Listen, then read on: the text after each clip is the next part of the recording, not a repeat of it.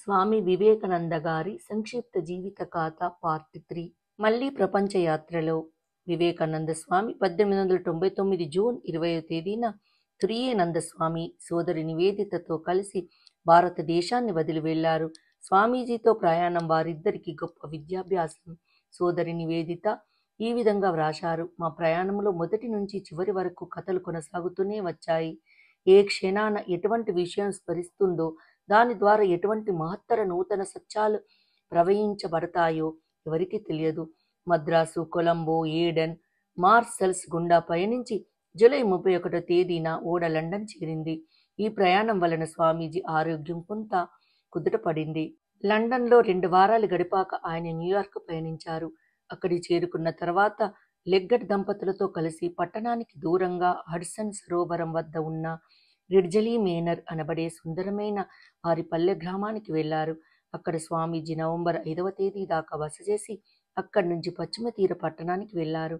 ఆయన Los Angeles, Oakland, San Francisco, Chicago, Detroit ల కూడా సందర్శించారు. ప్రాక్పశ్చిమ దేశాల పరస్పర సహాయ సహకారాలతో మెలిగి తీరాలన్న భావన ఆయనలో మరింత దృఢపడింది. పాశ్చాత్య దేశపు కేవల భౌతిక పురోభివృద్ధి ఆయనకు నచ్చలేదు. అదేవిధంగా భారత దేశీయులు ఆధ్యాత్మికతకు విపరీతమైన ప్రాధాన్యం ఇవ్వడం వలన సాంఘిక ఆర్థిక సమస్యలు ఎక్కువై ఆధ్యాత్మికత వాటిని మెరుగుపరచలేకపోయిందని స్వామీజీ భావించారు. ఆయన నివేదితతో ఈ విధంగా చెప్పారు: పాశ్చాత్య దేశీయుల సాంఘిక జీవనంపైకి చక్కగా ధ్వనితో వచ్చే నవ్వులా ఉంటుంది, కానీ దాని క్రింద శోకమే ఉంటుంది. చివరకది వెక్కి వెక్కి ఏడుపుల క్రింద పరిణమిస్తుంది. ఇక భారతదేశంలో పైకి అంత విచారంగానూ నిరాశంగానూ కనిపిస్తుంది, కానీ వాటి వెనక నిరాసక్తత, ఉల్లాసము, ఆనందము ఉంటాయి. పాశ్చాత్యులు బాహ్య ప్రకృతిని జయించడానికి ప్రయత్నించారు. ప్రాగ్దేశీయులు అంతర్గత ప్రకృతిని జయించడానికి ప్రయత్నించారు. ఇప్పుడు ప్రాక్పశ్చిమ దేశాల పరస్పర శ్రేయస్సు కోసం చేతులు కలిపి పనిచేయవలసిన సమయం ఆసన్నమైంది. అలాగని వారి వారి వ్యక్తిత్వాలని, ప్రత్యేక లక్షణాలని కోల్పోవలసిన అవసరం లేదు. పాశ్చాత్య దేశాల వారు ప్రాగ్దేశాల వారి నుంచి నేర్చుకోవలసినది ఎంతో ఉంది. అలాగే ప్రాగ్దేశాల వారి పశ్చిమ దేశాల వారి నుండి ఎంతో నేర్చుకోవాలి. భవిష్యత్తు ఈ రెంటి ఆదర్శాలను సరి అయిన మేళవింపుగా రూపుదిద్దుకోవాలి. అప్పుడు ఇక తూర్పు పశ్చిమ దేశాలంటూ ఉండవు. ఒక్క మానవత్వమే వెలిసి ఉంటుంది. ఉత్తర కాలిఫోర్నియాలోని శాంతి ఆశ్రమ స్థాపన ఈ సమయంలో జరిగిన ముఖ్య సంఘటన. ఆ ఆశ్రమాన్ని స్వామీజీ తురియానంద స్వామి నిర్వహణలో ఉంచారు. శాన్ ఫ్రాన్సిస్కోలో ఒక వేదాంత కేంద్రం కూడా ప్రారంభింపబడింది. ఈ సమయంలో స్వామీజీ పాశ్చాత్య నగరాలలో అనేక చోట్ల ప్రసంగాలు ఇచ్చారు.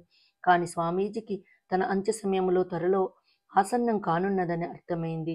ఆయన మిస్ మెక్లౌడ్కి ఈ విధంగా వ్రాశారు: నా నావ ప్రశాంతమైన తీరానికి చేరుతున్నది. అక్కడి నుండి అది మళ్ళీ ఎన్నడూ నీటిలోకి వెళ్ళదు, పయనం సాగించదు. ఆయన 1900 సంవత్సరం ఆగస్టు 1వ తేదీన ప్యారిస్ చేరారు. అక్కడ విశ్వ ప్రదర్శన సందర్భంగా ఏర్పాటు చేసిన మత చారిత్రక సభలలో పాల్గొన్నారు.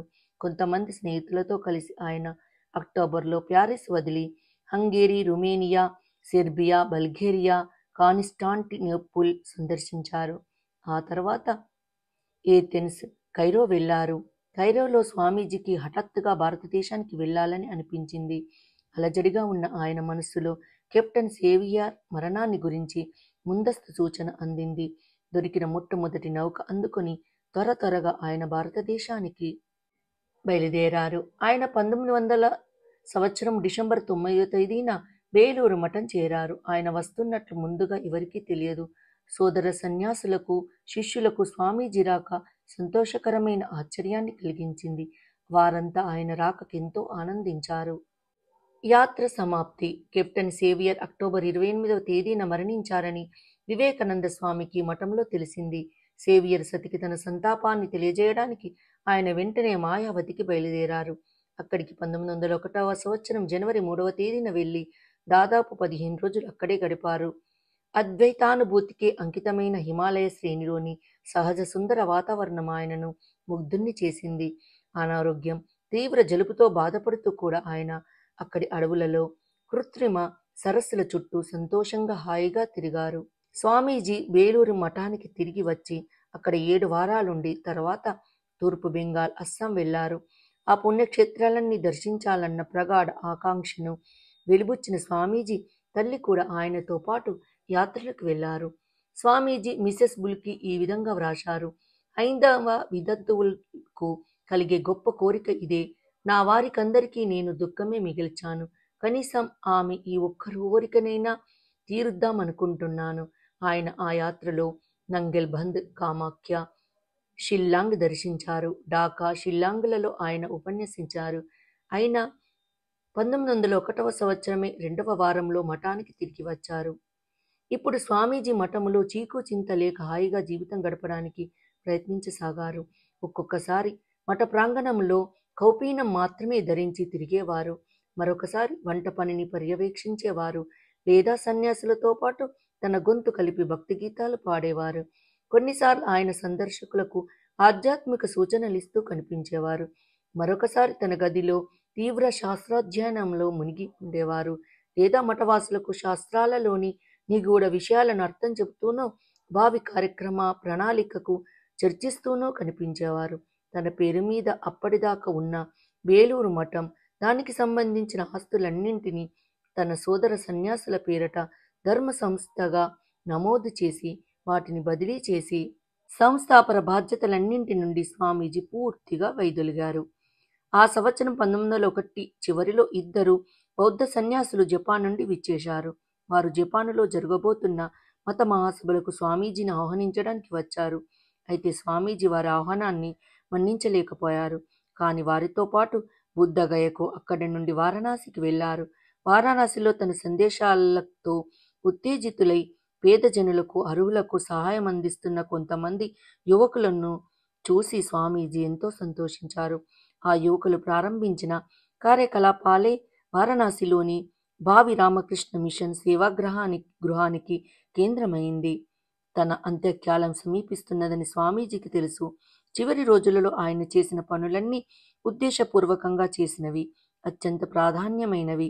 మహావృక్షపు నీడలో చిన్న మొక్కలు ఎదగవని ఆయన అన్నారు. ఆయన 1902 జూలై 4వ తేదీన అసాధారణంగా ఉదయం 8 గంటల నుండి 11 గంటల వరకు ధ్యానం చేశారు. మధ్యాహ్నం ప్రేమానంద స్వామితో కలిసి వ్యాహ్యాలికి వెళ్తూ ఆయనతో వేద పాఠశాల ప్రారంభం గురించి తన ప్రణాళికను వివరించారు.